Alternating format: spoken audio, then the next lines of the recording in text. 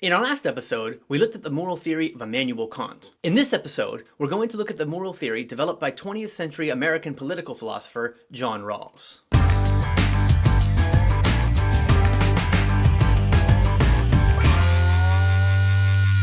Rawls developed his theory of justice within the tradition of social contracts, which puts him in dialogue with philosophers like Thomas Hobbes, John Locke, and Immanuel Kant. Essentially, a social contract is an agreement within a society that all members of that society are bound to uphold. This concept is a bit odd since most members of a society don't explicitly agree to the social contract. They're just born into a society where that social contract is in place. This raises the question, if we don't choose the social contract, why are we bound to it? There are a number of different answers to this question. As one example, John Locke argues that we're bound to the social contract because we implicitly accept it when we benefit from it. For instance, if we get from point A to point B by traveling on roads that society has built. But perhaps a more important question is, how do we know if a social contract is just? Immanuel Kant argues that a social contract is just if, hypothetically speaking, all of the members of society could have agreed to it. Rawls is going to pick up this idea from Kant, but develop it in novel ways. Before exploring how Rawls develops Kant's notion of a hypothetical contract, it's probably helpful to revisit the relationship between luck and justice. In previous episodes, I talked about how Rawls unpacks two categories of luck, the natural lottery and the social lottery. The natural lottery refers to all biological traits that, through no effort or fault of your own, you are born with. If you are born with a propensity for athleticism, healthy genes, a strong metabolism, and a high IQ, we might say that the natural lottery has been kind to you. If, on the other hand, you were born with a debilitating disease or severe mental disability, we might say that the natural lottery has been unkind to you. To be clear, none of this is to say that those who lose the natural lottery are somehow of lesser value or less moral worth than those who win it. It's merely to say that those who lose the natural lottery lack the advantages that those who win the natural lottery have. The social lottery refers to the political, economic, and social situation you're born into. If you're born into poverty, or a family that doesn't provide you with adequate health care or education, or if you're born into a minority or marginalized community that's oppressed, we might think of these situations as losing the social lottery. Conversely, if you're born into a wealthy family that provides you with the best education and health care available, or if you're born into a group that society has privileged, for instance, white male landowners in early America, we might say that you have won the social lottery. It's important to note that there can be a link between the two lotteries. For example, let's say that you're born with a metabolism that keeps you naturally thin. If you're born into a society that values thinness, well then you've won the natural lottery. But some societies don't value thinness. They may see it as a sign of lack of health. If you're born into that sort of society, then you've lost the natural lottery. At any rate, for Rawls, the natural and social lotteries essentially refer to your starting point in society. And the key takeaway is that we don't all start in the same position. Some people have a privileged position, an unearned advantage, either because of the randomness of nature or the structure of society. In some ways, we can think of Rawls' theory of justice as primarily responding to what he perceives to be the unfairness of this situation. The driving question is,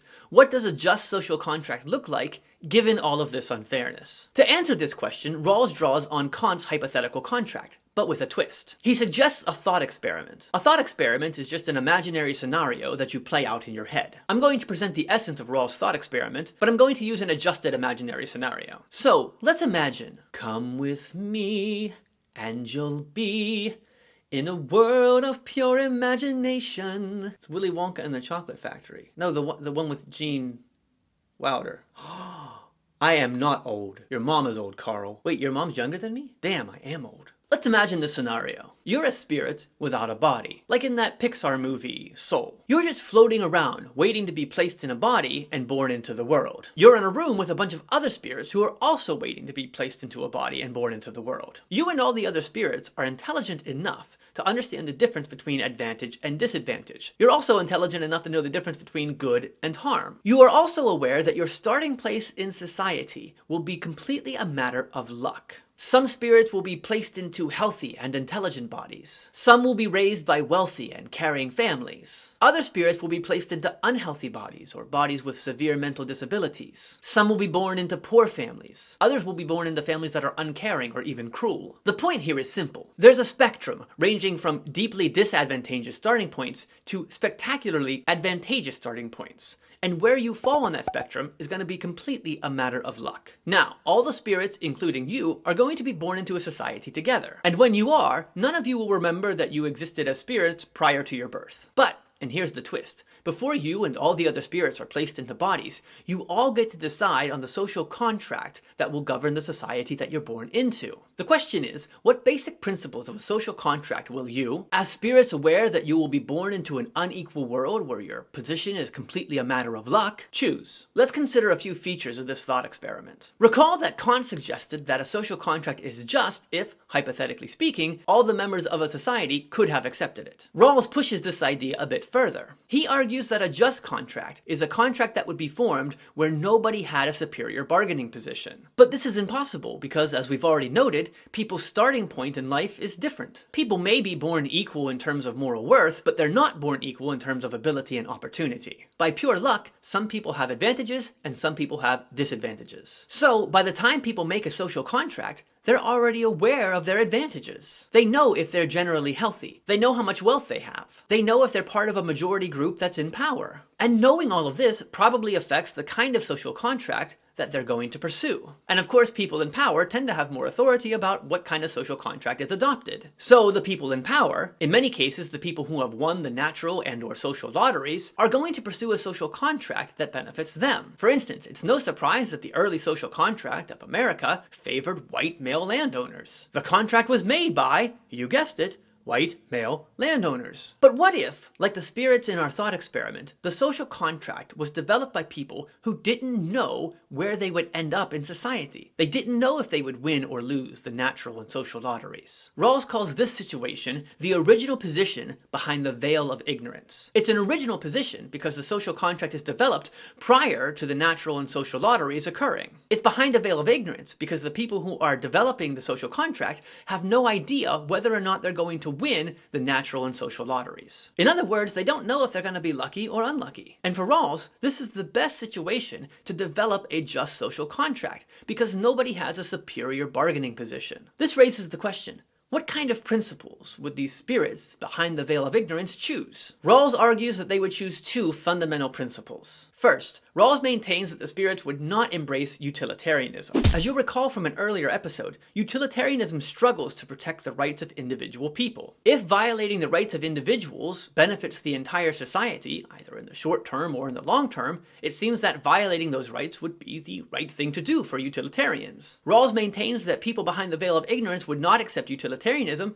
because they're not sure where they're going to end up in society. They might end up being that marginalized group whose rights are violated for the sake of the greater good. Instead, Rawls says that the spirits would choose what we might refer to as the liberty principle. Liberty mutual, mutual liberty. Blah, blah, blah. This principle basically entails a robust respect for human liberty. The principle mirrors the emphasis on negative liberty we find in libertarianism. In other words, society can't interfere with individuals pursuing their own understanding of the good, so long as those individuals aren't interfering with the liberty of others. What's the difference then between Rawls' theory of justice and libertarianism? To understand the difference, we have to look at the second principle. We might call this the socio-economic principle, and it has two parts: the opportunity principle and the difference principle. Whereas libertarianism emphasizes, or solely focuses on, negative liberty, Rawls is going to emphasize positive liberty, especially in terms of equal opportunity in the face of the natural and social lotteries. The opportunity principle basically states that everyone has to have equal opportunity to pursue economic gain. But it's important to note here that what Rawls means by equal opportunity is different than what libertarians tend to mean by equal opportunity. For libertarians like Robert Nozick, equal opportunity simply means equal negative liberty. But Rawls has already covered that point in his first principle, so equal opportunity must mean something different here. For Rawls, equal opportunity means a playing field that corrects for the inequalities of the natural and social lotteries. In other words, it's a playing field that corrects for luck. To help understand the opportunity principle, it might be helpful to envision a race. Imagine that everyone in society was participating in a race.